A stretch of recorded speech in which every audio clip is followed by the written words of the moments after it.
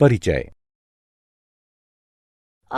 जैसा कि हम पहले चर्चा कर चुके हैं, सभी जीवित प्राणी पोषण की प्रक्रिया द्वारा भोज्य पदार्थ ग्रहण करते हैं, जिनकी सहायता से उन्हें विभिन्न जैविक क्रियाओं के लिए ऊर्जा प्राप्त होती है।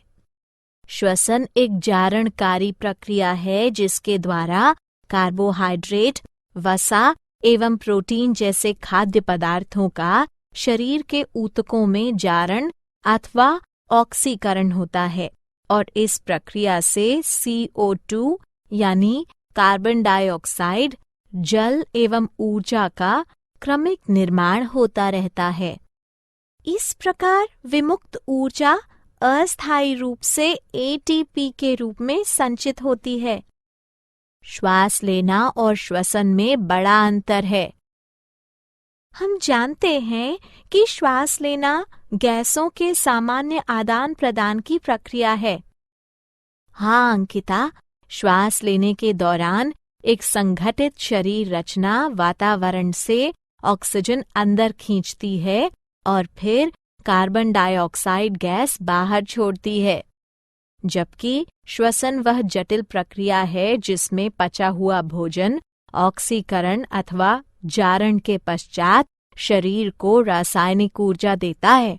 तो आओ इस विषय पर विस्तार से चर्चा करें। उद्देश्य। इस पाठ के अंत में आप निम्न करने में सक्षम हो जाएंगे। ऑक्सीजन के उपयोग के आधार पर श्वसन के प्रकार का पता लगाना, अवायु श्वसन और वायु श्वसन को समझना, न्यून और उच्च जीवों में श्वसन की पूर्ण प्रक्रिया का पता लगाना, मानव श्वसन प्रणाली का समझना, नथुने, नासिका, गुहा, कंठ नली, श्वास नली, श्वसनी, सूक्ष्म श्वास नली, वायु कोष्ठिका, फेफड़े एवं डायाफ्राम अर्थात मध्यपट की संरचना और कार्यों को समझना, फेफड़ों के फैलाव एवं क्षमताओं को समझना, रक्त में गैसों के परिवहन को समझना, श्वसन अनुपात RQ का अध्ययन करना, धूम्रपान के बुरे प्रभावों का अध्ययन करना। श्वसन के प्रकार। श्वसन दो प्रकार के होते हैं, अवायु श्वसन एवं वायु श्वसन। अवायु श्वसन वह श्वसन है जिसमें श्वसन के लिए ऑक्सीजन की आवश्यकता नहीं पड़ती, जबकि वायु श्वसन में श्वसन के लिए ऑक्सीजन की आवश्यकता पड़ती है। क्या आप जानते हैं कि उच्च जीवों में श्वसन की संपूर्ण प्रक्रिया अर्थात बाह्य श्वसन, आंतरिक श्वसन एवं कोशिकीय श्वसन क्षमता होती है। अवायु श्वसन। जब ऐसी श्वसन प्रक्रिया जिसमें बिना आणविक ऑक्सीजन के उपयोग के ही भोजन का ऑक्सीकरण हो जाता है, तो ऐसे श्वसन को अवायु श्वसन कहा जाता है। अवायु श्वसन के कुछ सामान्य उदाहरण हैं जीवाणु, खमीर, परजीवी कृमि जैसे त्रिमुख गोल कृमि, फीता कृमि, फैसियोला आदि। सूक्ष्म जीवों में अवायु श्वसन के स्थान पर सामान्यतः किण्वन शब्द का प्रयोग किया जाता है। सूक्ष्म जीवों अथवा उनके एंजाइमों की सहायता से कार्बोहाइड्रेट्स एवं अन्य कार्बनिक यौगिकों का अवायवीय टूटन द्वारा अल्कोहल, कार्बनिक अम्ल, गैस आदि में परिवर्तित होने की प्रक्रिया को किण्वन के रूप में परिभाषित किया जाता है। वायु श्वसन। जब श्वसन के लिए ऑक्सीजन का उपयोग होता है तो इसे वायु श्वसन कहा जाता है। उदाहरण अधिकांश पेड़ पौधे एवं पशु। क्या आप जानते हैं कि जब हमारी मांसपेशियों की कोशिकाओं में ऑक्सीजन की कमी होती है तो पाइरूवेट लैक्टिक अम्ल में रूपांतरित हो जाता है। इसमें भी 3 कार्बन अणु होते हैं। अगर हम अचानक कुछ करते हैं तो लैक्टिक एसिड के निर्माण के कारण हमारी पेशियों में अकड़न पैदा हो जाती है। बाह्य श्वसन। बाह्य श्वसन वह प्रक्रिया है जिसके द्वारा रक्त एवं वायु के मध्य गैसों का आदान प्रदान होता है। यह एक भौतिक प्रक्रिया है। इसमें केवल ऑक्सीजन ग्रहण एवं कार्बन डाइऑक्साइड का उत्सर्जन होता है। यह प्रक्रिया 2 चरणों में संपन्न होती है, उत्प्रेरण यानी सांस लेना एवं उच्छ्वासन। उत्प्रेरण वह प्रक्रिया है जिसके द्वारा स्वच्छ वायु फेफड़ों में प्रवेश करती है। इस प्रक्रिया में झिल्ली यानी डायाफ्राम सपाट हो जाती है और स्नायु तंतुओं में संकुचन द्वारा नीचे की दिशा में दबती है एवं इस प्रकार वक्ष गुहा का आयतन बढ़ता है।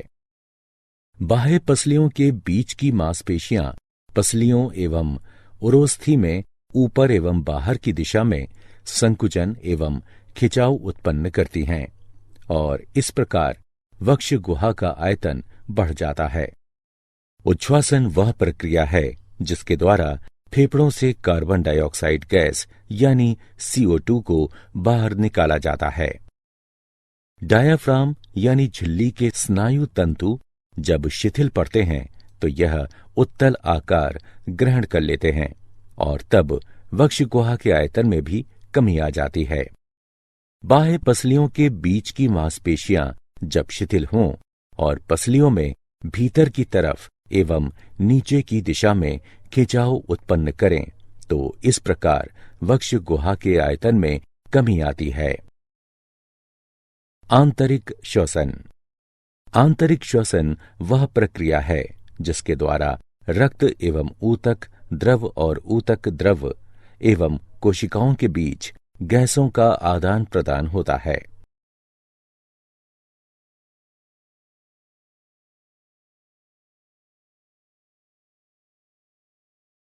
कोशिकीय श्वसन।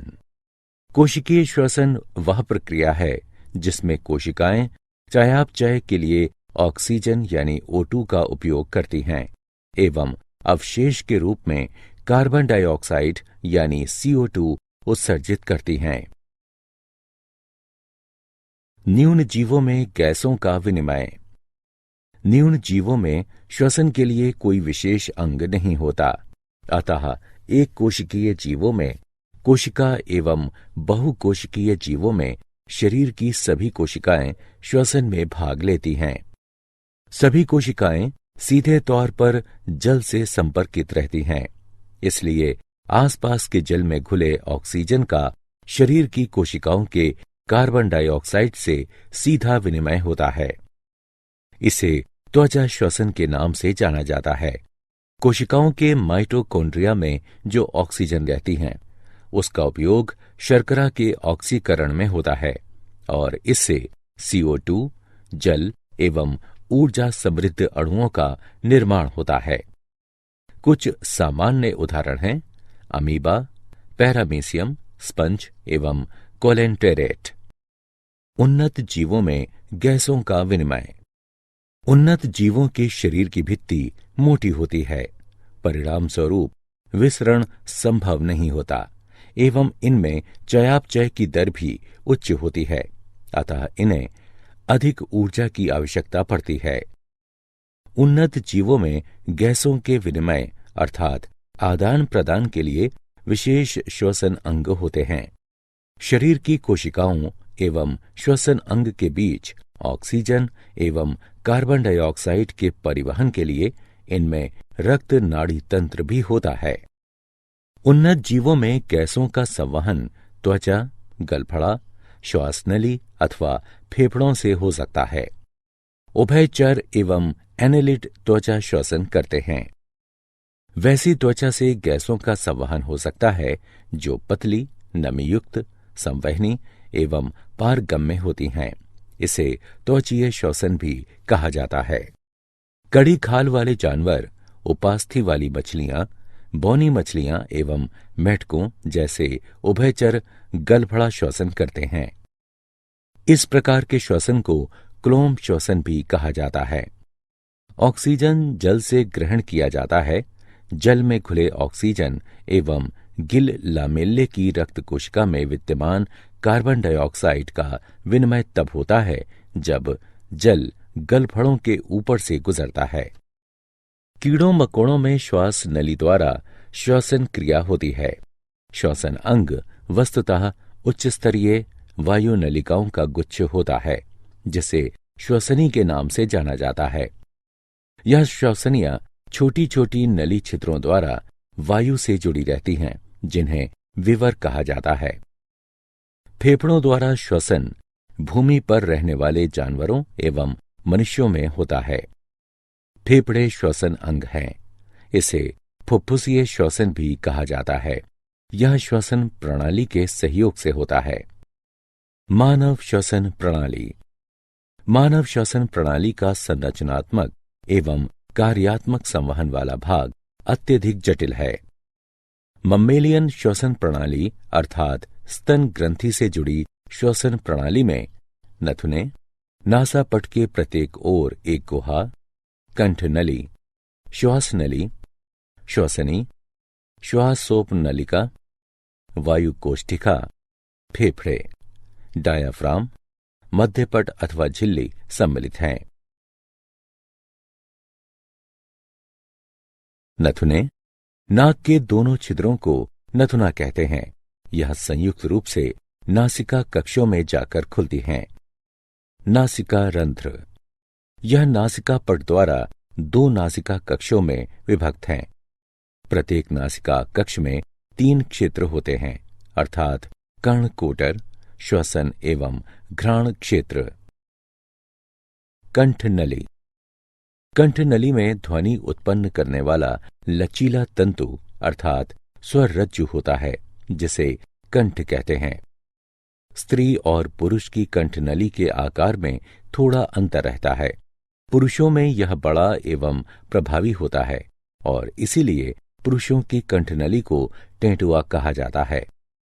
मनुष्य की कंठ नली में कंठद्वार, उपास्थि, कष्ठिका अस्थि, थायराइड झिल्ली, स्वर रज्जु, स्वर यंत्र, स्नायुबंध और मांसपेशियां होती हैं।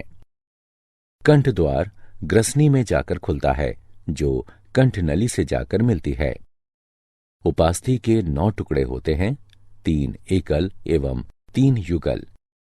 उपकंठ एक पत्ती जैसी संरचना है, जो निगलते वक्त भोजन को श्वसन तंत्र में प्रवेश से रोकता है।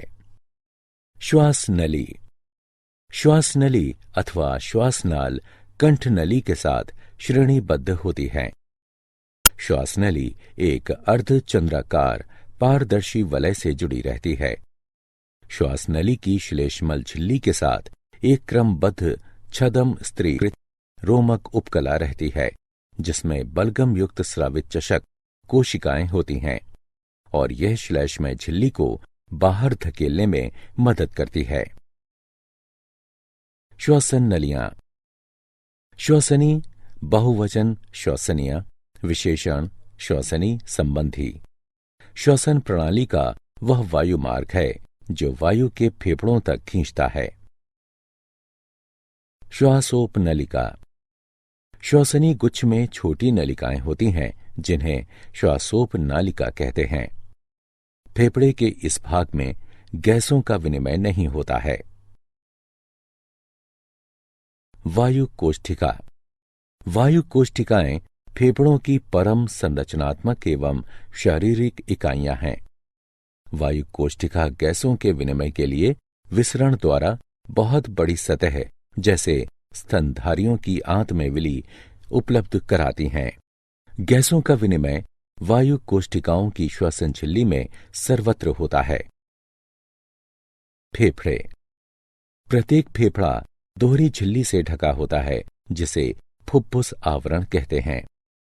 फेफड़े को ढकने वाली बाहरी झिल्ली को पार्श्व फुफ्फुस आवरण कहते हैं। फेफड़े को ढकने वाली भीतरी झिल्ली को आंत्र फुस्फुस आवरण कहते हैं। मनुष्य के दाहिने फेफड़े में 3 परलिकाएं होती हैं एवं बाएं फेफड़े में 2। डायाफ्राम अर्थात मध्यपट। डायाफ्राम अर्थात मध्यपट गुंबदाकार मांसपेशीय संरचना है, जो वक्ष एवं उदर गुहाओं को एक दूसरे से अलग करते हैं। डायाफ्राम स्तनधारियों की विशेषता है। डायाफ्राम की आपूर्ति मध्यच्छद नसों द्वारा की जाती है। डायाफ्राम में छेद होने की स्थिति में सांस रुक सकती है और यह प्राणघातक हो सकता है। श्वसन एवं फेफड़े का आयतन एवं क्षमताएं। 4 प्रकार के श्वसन आयतन होते हैं। ज्वारीय आयतन अर्थात टाइटल वॉल्यूम यानी टीवी, श्वास ग्रहणात्मक निग्रह आयतन अर्थात इंस्पिरेटरी रिजर्व वॉल्यूम यानी IRV, श्वास निस्सरण निग्रह आयतन अर्थात एक्सपायरेटरी रिजर्व वॉल्यूम यानी ERV, एवं अवशिष्ट आयतन अर्थात रेसिड्यूल वॉल्यूम यानी RV। इसी प्रकार 4 श्वसन क्षमताएं भी होती हैं। श्वास ग्रहणात्मक क्षमता अर्थात इंस्पिरेटरी कैपेसिटी IC, कार्यात्मक अवशिष्ट क्षमता अर्थात फंक्शनल रेसिड्यूल कैपेसिटी FRC, महत्वपूर्ण क्षमता अर्थात वाइटल कैपेसिटी यानी VC, एवं फेफड़ों की क्षमता अर्थात टोटल लंग कैपेसिटी यानी TLC। श्वास गति को अंकित करने वाले यंत्र को स्पाइरोग्राम कहा जाता है। हवा की वह मात्रा जिसे फेफड़े वहन कर सकते हैं, संग्रहित रख सकते हैं अथवा विभिन्न परिस्थितियों में छोड़ सकते हैं, इसको फुफ्फुसीय आयतन कहते हैं, एवं 2 अथवा 2 से अधिक फुफ्फुसीय परिमाणों के योग को फुफ्फुसीय क्षमता कहते हैं। फुफ्फुसीय आयतन को मापने के लिए जिस उपकरण का हम उपयोग करते हैं उसे सामान्यतः स्पाइरोमीटर अथवा रेस्पाइरोमीटर कहा जाता है। रक्त में गैसों का परिवहन। ऑक्सीजन का परिवहन रक्ताणु में उपस्थित श्वसन वर्णक यानी हीमोग्लोबिन RBCs की सहायता से रक्त द्वारा 98.5% ऑक्सीजन O2 का परिवहन होता है। हीमोग्लोबिन के एक अणु में ऑक्सीजन के अधिकतम 4 अणु होते हैं। 1 ग्राम हीमोग्लोबिन में लगभग 1.34 ml ऑक्सीजन यानी O2 होता है। इस प्रकार 100 ml शुद्ध रक्त में 20 ml ऑक्सीजन होता है। कार्बन डाइऑक्साइड का परिवहन। रक्त द्वारा कार्बन डाइऑक्साइड का परिवहन ऑक्सीजन की तुलना में बहुत आसान होता है, क्योंकि कार्बन डाइऑक्साइड की जल में घुलनशीलता का स्तर उच्च है। परिवहन के दौरान कार्बन डाइऑक्साइड का 7% प्लाज्मा में विघटित हो जाता है, जबकि 23% कार्बामिनो हीमोग्लोबिन के रूप में एवं 70% बाइकार्बोनेट के रूप में। अधिकांश कार्बन डाइऑक्साइड का प्लाज्मा में परिवहन सोडियम बाइकार्बोनेट के रूप में रक्त द्वारा होता है। श्वसन अनुपात RQ। निर्मुक्त किए गए CO2 के आयतन एवं अवशोषित O2 के आयतन के अनुपात को श्वसन अनुपात कहा जाता है। श्वसन अनुपात अर्थात RQ का आधा स्तर अर्थात सबस्ट्रेट के परिमाण पर निर्भर करता है। यद्यपि RQ के निर्धारण से हमें श्वसन में उपयोग किए जा रहे सबस्ट्रेट की प्रकृति और चयापचय के प्रकार का पता चलता है। धूम्रपान के बुरे प्रभाव। तंबाकू के धुएं में भारी मात्रा में जहरीले रसायन होते हैं जो मानव के स्वास्थ्य पर बुरा असर डालते हैं। इससे फेफड़ों का कैंसर, खांसी, ब्रोंकाइटिस अर्थात फेफड़े में सूजन, वात स्फीति एवं कार्बन मोनोऑक्साइड विषाक्तता हो सकती है।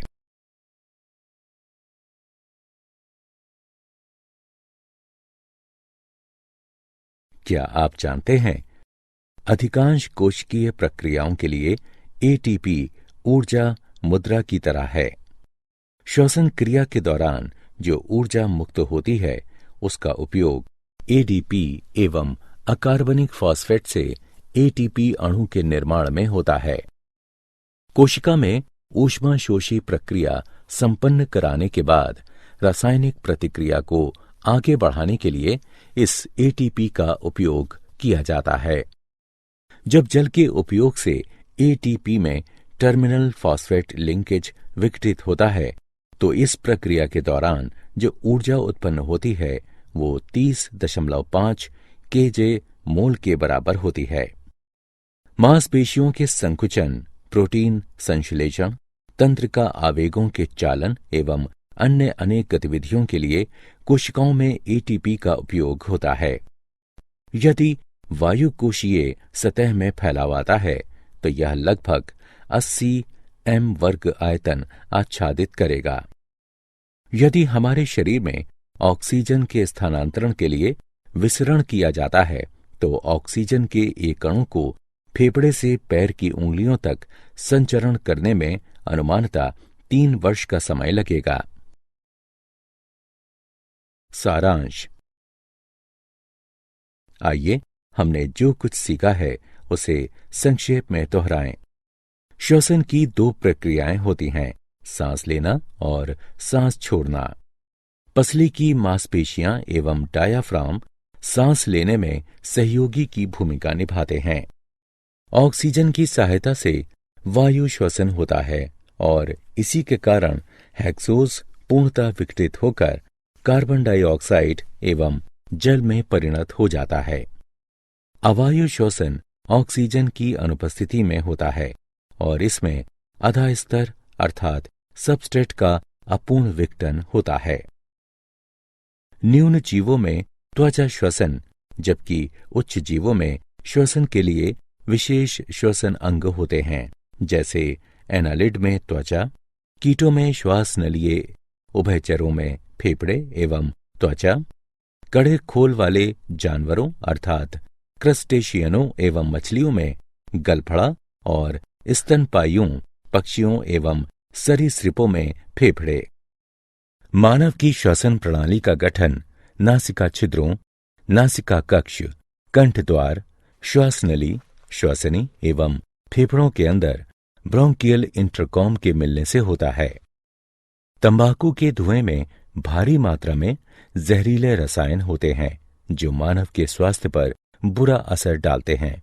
इससे फेफड़ों का कैंसर, खांसी, ब्रोंकाइटिस अर्थात फेफड़े में सूजन, वात स्फीति एवं कार्बन मोनोऑक्साइड विषाक्तता हो सकती है।